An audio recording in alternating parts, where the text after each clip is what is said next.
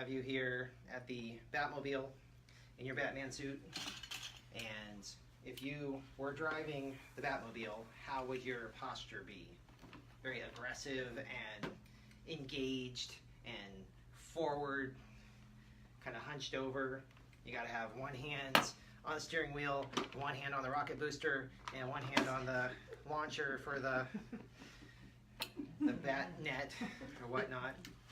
So if you would get in a good aggressive driving posture, and everybody else would come here and kind of clip the suit into place where you see some of those strain patterns. Where is there bunching? Where would you guess that there's chronic strain patterns that we kind of see in our people all the time, every day?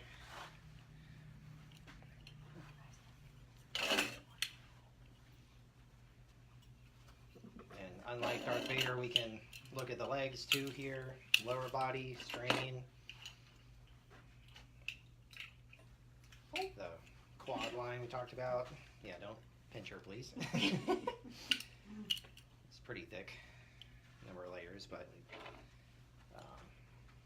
right around the knee. You have long distance drivers a lot. Will display these kind of strain patterns. Your desk and computer people. We see these kind of people every day, right? Do you want the hood on?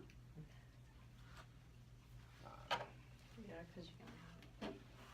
Right, some anterior neck kind of stuff, the SEM.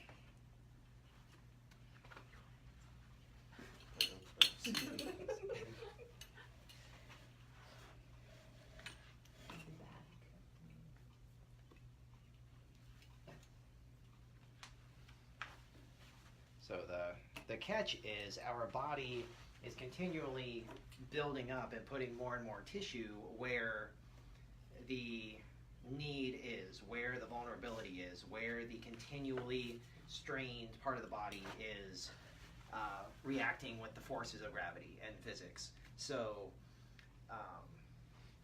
you're going to have more built up fascial tissue. Eventually that can calcify into like a really dense scar tissue, or if you're intensively training something exclusively, like a football quarterback constantly has that same motion, their shoulder is being used in exactly the same way, or bowlers, professional bowlers are so crooked and torqued, again with that spiral line motion, trying to get that swooping, twisting motion. Golf, tennis, all those like swinging, twisting, force kind of sports are gonna create tissue in places that are not perfectly balanced and not exactly aligned in perfect anatomical position.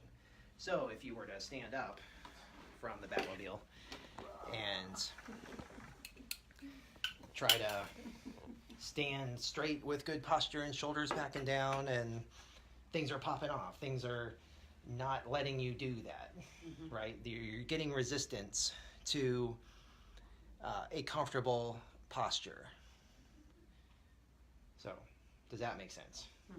And looking at this as a therapist, where would you start? If you saw that on the table without the clips, like this is just a kind of silly example way to say, I would look at this, I target that, I do this, I do that. Which is the opposite of probably what they came in saying. They're probably saying my head hurts, or my low back hurts because I've been driving so much. Well, of course, you need to look at the hips, anterior abdominals, even part of the legs and feet, lower legs, could be affecting how the low back moves or doesn't move in a balanced, fluid way.